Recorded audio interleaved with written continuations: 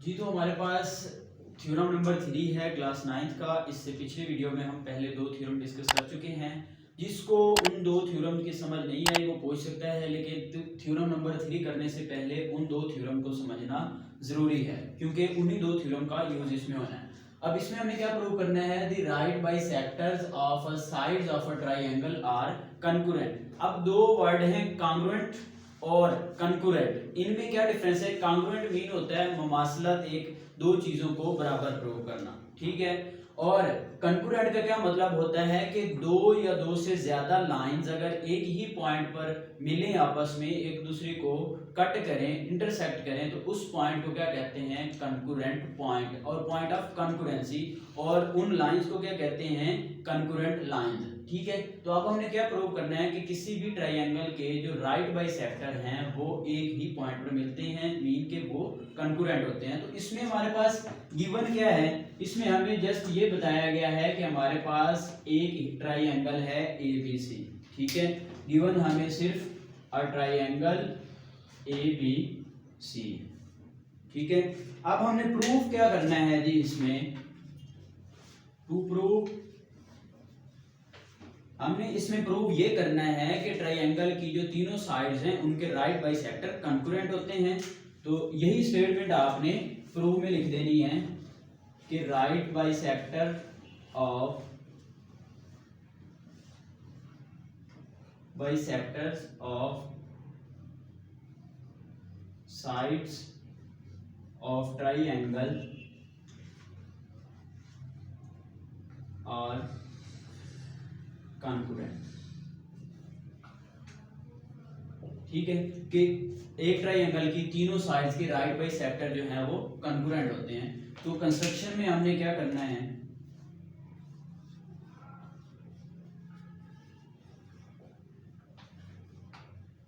Construction में हमने दो साइड्स के जो है परपेंडिकुलर बाइसेक्टर ड्रा कर लेने हैं और वो दो कहीं ना कहीं एक दूसरे को मिलेंगे और उस पॉइंट को हमने क्या करना है? O का नाम दे देना है, फिर तीसरा का प्रूव कर देना है। तो हम क्या लिखेंगे? ड्रा परपेंडिकुलर, ये वाला जो साइन है ये परपेंडिकुलर के लिए यूज किया जाता है। Perpendicular bisector of side AB and जो है BC, ठीक है। हमने कोई सी दो साइड्स के परपेंडिकुलर बाइसेक्टर ड्रा कर लेने हैं which meets each other at point O, ठीक है। जो एक दूसरे को O पॉइंट पर मिलते हैं। फिर हमने क्या करना है? Join O with A, B and C। फिर हमने उस पॉइंट O को A, B और C से मिला देना है। तो अब इसकी डायग्राम हम बनाते हैं जी। डायग्राम कैसे बनेगी हमारी? अब हमारे पास गिवन क्या है? एक ट्रायंगल ABC है, तो हम एक ट्रायंगल ड्रा करते हैं। ये हमारे पास एक ट्रायंगल बन गई। ये जैसी मर्जी आप बना लें, ये लाजमी नहीं कि राइट ट्रायंगल बनाएं, जैसी मर्जी आप बना लें। फिर हम इसको नाम दे देते हैं ABC। फिर कंस्ट्रक्शन में हमने क्या किया? Draw perpendicular bisector of line AB and BC। हम AB, ठीक है, और BC का जो है राइट बाइसेक्टर ड्रा कर लेते हैं। ये कहीं ना कहीं तो एक दूसरे को मिलेंगे। ये इधर को मूव कर रहा है, ये इधर को मूव कर रहा है, मीन के एक पॉइंट ऐसा आएगा जहां पे ये एक दूसरे को इंटरसेक्ट करेंगे। तो इस पॉइंट ऑफ इंटरसेक्शन को हम O का नाम दे देते हैं, ठीक है। ये हमने ड्रा किए हैं परपेंडिकुलर बाइसेक्टर। अब हमने प्रूव ये करना है कि ये जो दो साइड्स का हमने बाइसेक्टर लिए हैं ये O पर मिलते हैं, तो ये जो AC साइड का परपेंडिकुलर बाइसेक्टर होगा वो भी O पर ही मिलेगा। तो ये हम कैसे प्रूव करेंगे? कंस्ट्रक्शन में एक बात और हमने लिखी कि O को हमने C से मिला देना है, O को हमने B से मिलाना है और O को हमने A से मिलाना है, ठीक है। अब इसका हम प्रूफ देखते हैं।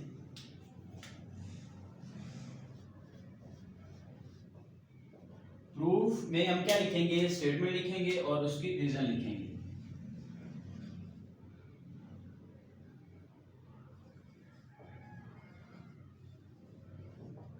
स्टेटमेंट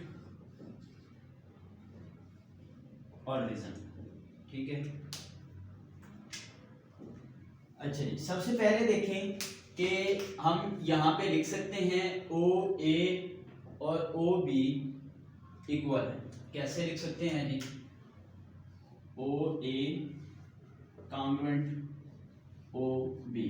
इसकी रीजन क्या है, इसकी रीजन को समझने के लिए पहले दो थ्योरम की स्टेटमेंट अगर हम देखें तो पहला थ्योरम हमने ये देखा था कि जो हमारे पास पॉइंट होता है राइट, किसी भी लाइन सेगमेंट के राइट बाई सेक्टर पे कोई भी पॉइंट लें तो वो उसके एंड पॉइंट से इक्वी डिस्टेंस होता है। ये थ्योरम नंबर 1 की स्टेटमेंट है। तो ये देखें, हमने ओ जो है इस पे परपेंडिकुलर बाई सेक्टर पे लिया है तो वो इसके एंड पॉइंट से इक्वी डिस्टेंस पर होगा। अगर हम थ्योरम 1 की स्टेटमेंट को यूज करेंगे तो यहाँ पे लिखेंगे एनी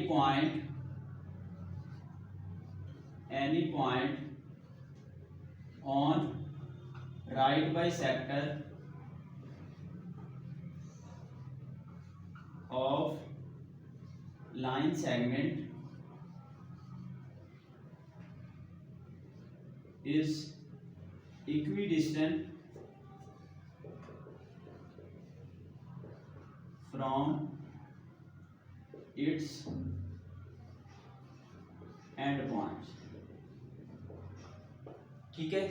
ये थ्योरम नंबर 1 की स्टेटमेंट है। इसकी रीजन में हमने लिख दी कि कोई भी पॉइंट किसी भी लाइन सेगमेंट के परपेंडिकुलर बाइसेक्टर पर हो तो वो इसके एंड पॉइंट से इक्वी डिस्टेंस पर होता है। सिमिलरली हम ये भी लिख सकते हैं कि ओ बी और ओ सी कॉन्ग्रुएंट है, ओ बी कॉन्ग्रुएंट है ओ सी के। इसकी क्या रीजन है, इसकी भी सेम यही रीजन है कि ये जो ओ है ये बी सी के भी परपेंडिकुलर बाइसेक्टर पे है तो इसके भी एंड पॉइंट से इक्वी डिस्टेंस पर होगा। तो इसकी रीजन में हम फ्रॉम इक्वेशन 1 वाली ही स्टेटमेंट लिख देते हैं, ठीक है। इसको आप इक्वेशन नंबर 2 का नाम दे दें। अब दो इक्वेशन हमारे पास हो गई हैं। दो इक्वेशन की अगर एक साइड इक्वल हो, ओ बी है इधर भी ओ बी है, तो ए ओ बी के इक्वल है, ओ बी ओ सी के इक्वल है, तो यहां से हम लिख सकते हैं कि ओ ए और ओ सी भी इक्वल, ठीक है। ओ ए बी ओ सी के इक्वल होगी। तो ये हमने कैसे लिखा, फ्रॉम इक्वेशन 1 एंड इक्वेशन 2 की मदद से, फ्रॉम 1 एंड 2, ठीक है। अब ओ ए और ओ सी, ओ ए और ओ सी कोई भी पॉइंट, दूसरे थ्योरम की स्टेटमेंट पे आ जाएं, कोई भी पॉइंट जो उसके एंड पॉइंट से इक्वी डिस्टेंस हो तो वो उसके परपेंडिकुलर बाइसेक्टर पे होता है। तो ये क्या है कि ओ सी और ओ ए इक्वल है, तो इसका मतलब क्या है कि ओ जो है ये ए सी के परपेंडिकुलर बाइसेक्टर पे वाक़या होगा।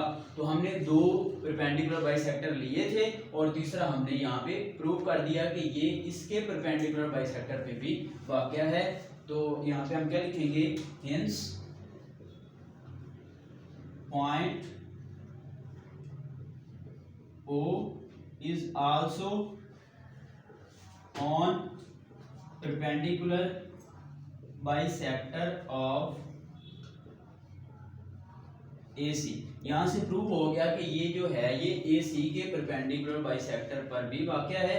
तो यहाँ पे हम नतीजा क्या लिखेंगे, वही वाली स्टेटमेंट जो हमने प्रूव करनी थी कि right bisector of sides of triangle are concurrent, के तीनों साइड्स के जो परपेंडिकुलर बाइसेक्टर हैं वो एक ही पॉइंट पर मिलते हैं। तो यहाँ तक हमारे थ्योरम पहले जो 3 हैं वो कंप्लीट हो गए हैं। अगर किसी थ्योरम में किसी पॉइंट की आपको समझ नहीं आती तो आप कमेंट सेक्शन में पूछ सकते हैं।